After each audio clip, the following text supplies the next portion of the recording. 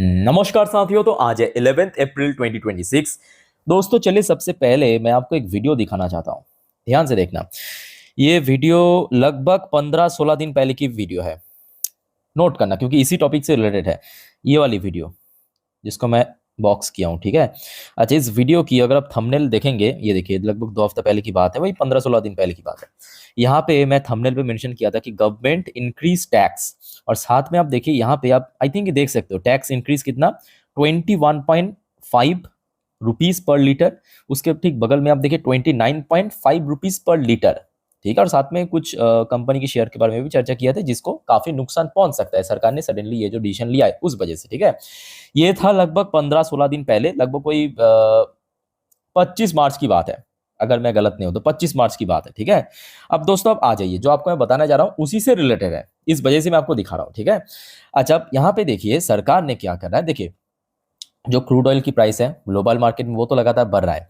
और कितना बढ़ रहा है, पहले आप देखिए कि जनवरी पे जहाँ पे क्रूड ऑयल चल रहा था लगभग 60 पर बैरल पे, फिर फरवरी होते होते वही क्रूड ऑयल की भाव बढ़ते बढ़ते लगभग 67-68 पर बैरल पे पहुंच गया। फिर जैसे ये जंग शुरू हुआ फिर एकदम से स्पाइक करके $100 के ऊपर पहुंच चुका है। हाल फिलहाल में हो सकता है कि क्रूड ऑयल की प्राइस फिर से थोड़ा सा ड्रॉप हुआ है, बट स्टिल एक बहुत लंबे समय से $100 पर बैरल के ऊपर स्टे कर रहा था। ठीक है। अब देखिए दुनिया भर की जितने भी कंट्रीज है, दुनिया भर की मतलब आप कह सकते हो कि 90% जो देश है ना, देश की सरकार जो है, कहीं पे 40% अपने जो डोमेस्टिक रेट बढ़ा दिया पेट्रोल डीजल के ऊपर, कहीं पे 20% बढ़ा दिया, कहीं पे 10% बढ़ दिया, बट मैक्सिमम वही 30-20% के रेट में बढ़ा दिया। भारत सरकार ने दोस्तों अभी तक बढ़ाया नहीं। आपने देखा होगा ना पेट्रोल में 1 रुपए बढ़ाया, ना डीजल पे 1 रुपए, बट उसके साथ साथ सरकार ने कुछ हद तक अपना जो टैक्स लेता था, जैसे कि पेट्रोल में पहले 10 रुपए की सरकार टैक्स लेता, उसको हटा दिया, या डीजल पे 13 रुपए लेता था, 10 रुपए हटा के 3 रुपए ले रहा है। ठीक है।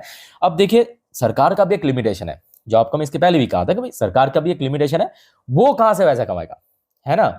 तो सरकार ने उस टाइम पे हमने देखा था जब ये वीडियो में अपलोड किया था, उस दिन पे सरकार ने क्या किया था कि जो सारे कंपनीज डीजल एंड जो एविएशन फ्यूल एक्सपोर्ट करते हैं, मतलब बाहर, डोमेस्टिक मार्केट में नहीं, बाहर एक्सपोर्ट करते हैं, उसके ऊपर एक्स्ट्रा करके ड्यूटी ऐड कर दिया था।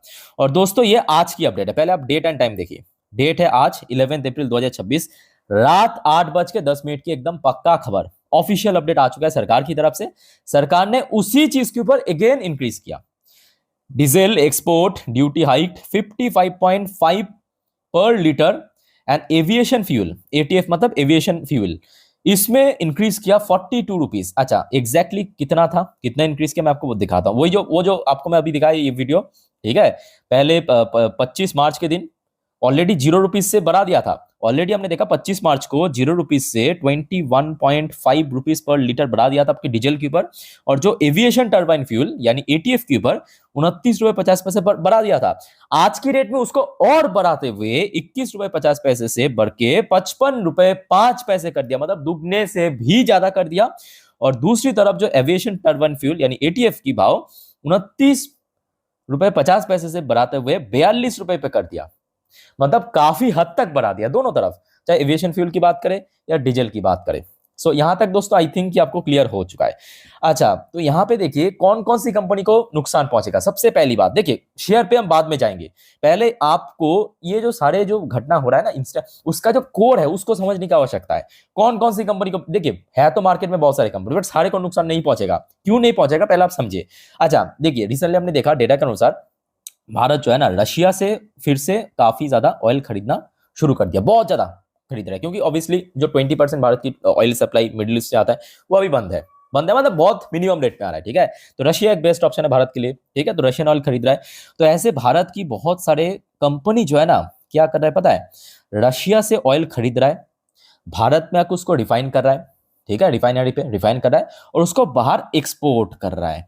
तो जो कंपनी उस मतलब ऑयल को, रशियन ऑयल या कहीं से भी आए, उस क्रूड ऑयल को रिफाइन करने के बाद भारत में ही बेच रहा है, उसको नुकसान नहीं पहुंचेगा। किसको पहुंचेगा, जो एक्सपोर्ट करेगा, मतलब भारत से बाहर उसको रिफाइन करने के बाद बेचेगा, उसके ऊपर ये टैक्सेस ऐड होगा।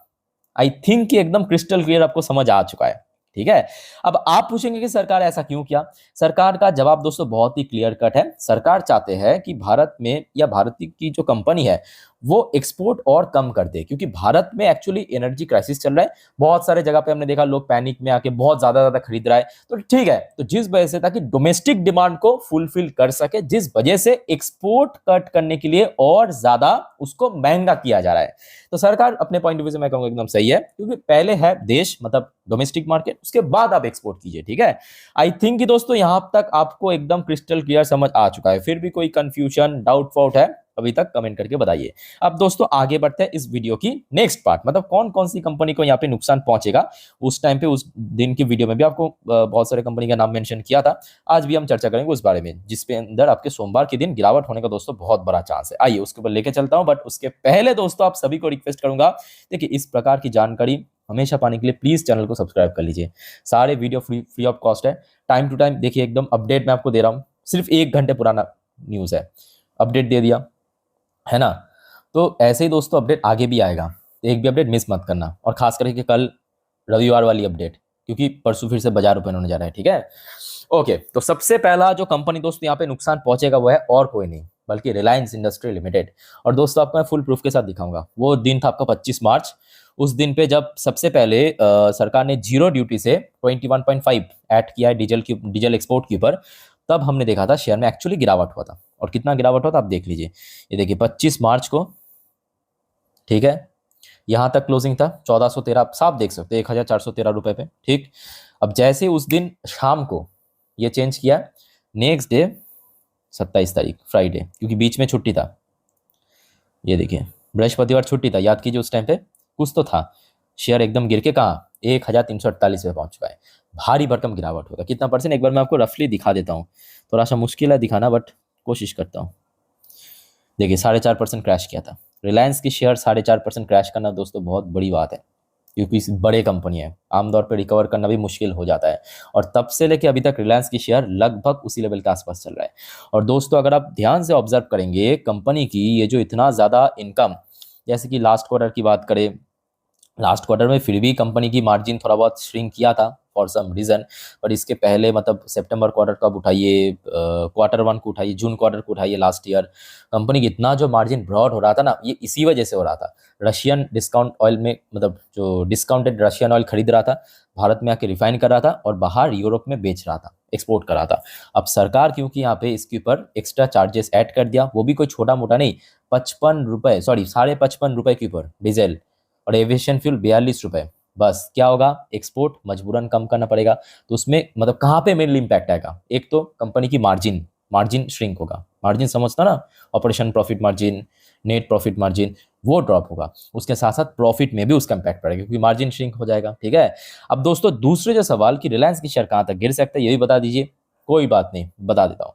देखिए रिसेंट टाइम में अगर हम बात करें लो की, तो रिलायंस की शेयर जो लो टच किया था लगभग 1300 के आसपास, क्योंकि देखिए बड़े कंपनी है तो आमतौर पे बहुत ज्यादा या कोई बहुत बड़ा क्रैश की उम्मीद नहीं है। बट इमीडिएटली अगर हम बात करें 1300 या 1300 के लेवल सबसे क्रूशियल सपोर्ट बन सकता है।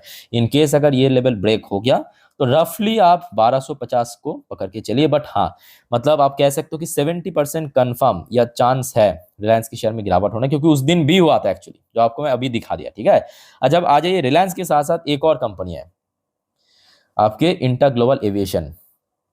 ठीक है, क्योंकि एविएशन जो एविएशन फ्यूल है उसका भी बढ़ा दिया ना चार्जेस। एक बार मैं आपको दिखाता हूँ, उस दिन पे ये भी गिरा था। कितना गिरा था ये देखिए, ये देखिए 25 मार्च क्लोजिंग कहाँ पे दिया था, 4,294 रुपये पर। नोट करना 4,294 रुपये पे क्लोजिंग। उसके नेक्स्ट डे अब देखिए शेयर थोड़ा सा नीचे गिर गया था। ठीक है, तो एकदम से एक ऐसा नहीं है कि रिलायंस की तरह एकदम से डिप कर गया, बट थोड़ा तो इम्पैक्ट पड़ा था। ठीक है, और रिसेंटली देखा कि शेयर अभी रिकवर भी करने लगा। पिछले 5 दिनों पे 11% रिकवर कर चुका है। सो इमीडिएट अगर शेयर में फर्दर गिरावट होता है तो मे बी थोड़ा सा डिप, सपोर्ट लेवल अराउंड वही 2400 2450 इसके आसपास मिल सकता है। एक और दोस्तों शेयर स्पाइस जेट, ये भी एविएशन सेक्टर की कंपनी है। उस दिन पे ये भी गिरा था। एक बार मैं आपको आपको जो भी आपको मैं दिखाता हूँ फुल प्रूफ दिखाता हूँ। देखिए शेयर चल रहा था 10 रुपये 78 पैसे पे। नेक्स्ट डे देखिए 27 तारीख जैसे ही बाजार खुला 10 रुपये 25 पैसे। आपको क्या लगा कि कुछ पैसे की मुद्दा, परसेंटेज को कैलकुलेट कीजिए, 5% गिरा था, 5% स्पाइस जेट, ठीक है। उसके साथ साथ दोस्तों एक और कंपनी में इंपैक्ट आ सकता है, वह ऑयल इंडिया। अब देखिए ऑयल इंडिया पे उतना इंपैक्ट नहीं आएगा क्योंकि ऑयल इंडिया एक्सपोर्ट उतना ज्यादा नहीं करते, समझ पा रहे हो ना। ऑयल इंडिया एक्सपोर्ट करते हैं बट रिलायंस जैसा नहीं करते। रिलायंस बहुत ज्यादा एक्सपोर्ट कर चुका है और खास करके रिसेंटली अगर आप डेटा उठा के देखेंगे रिलायंस मतलब ह्यूज एक्सपोर्ट किया, ह्यूज एक्सपोर्ट। जिस वजह से तो आपकी रिलायंस की जो मार्जिन वगैरह प्रॉफिट वगैरह इतना बढ़ रहा था आपके Q1 पे Q2 पे, जहाँ पे बाकी कंपनी स्ट्रगल कर रहा था, ठीक है। तो ऑयल इंडिया में इंपैक्ट पड़ेगा। तो आप कहेंगे कि सर बीपीसीएल या इस कैटेगरी की जो कंपनी है इंडियन ऑयल, इसमें इंपैक्ट नहीं पड़ेगा। तो इसमें उतना नहीं पड़ेगा, हो सकता है कि थोड़ा बहुत कमजोरी रहे क्योंकि ये सारे देखिए सरकारी कंपनी है, ठीक है। और सरकारी कंपनी मेनली आज की डेट पे मतलब प्रेजेंट सिचुएशन को बेस करके मेनली इन लोग टारगेट कर रहा है डोमेस्टिक मार्केट को। So that's why BPCL IOC में बहुत ज्यादा इंपैक्ट नहीं पड़ेगा क्योंकि ऑलरेडी भी शेयर गिर चुका है। बीपीसीएल आईओसी ऑलरेडी काफी गिर चुका है आपकी ये सबके चक्कर में, वॉर फॉर के चक्कर में, ठीक है। सो इसमें बहुत बड़ा नुकसान नहीं पहुंचेगा। मेनली जो इंपैक्ट पड़ेगा, मेरे बात को मार्क करके आप रख दीजिए, वह रिलायंस इंडस्ट्री लिमिटेड। ये भाई साहब थोड़ा सा पिट सकता है, ठीक है।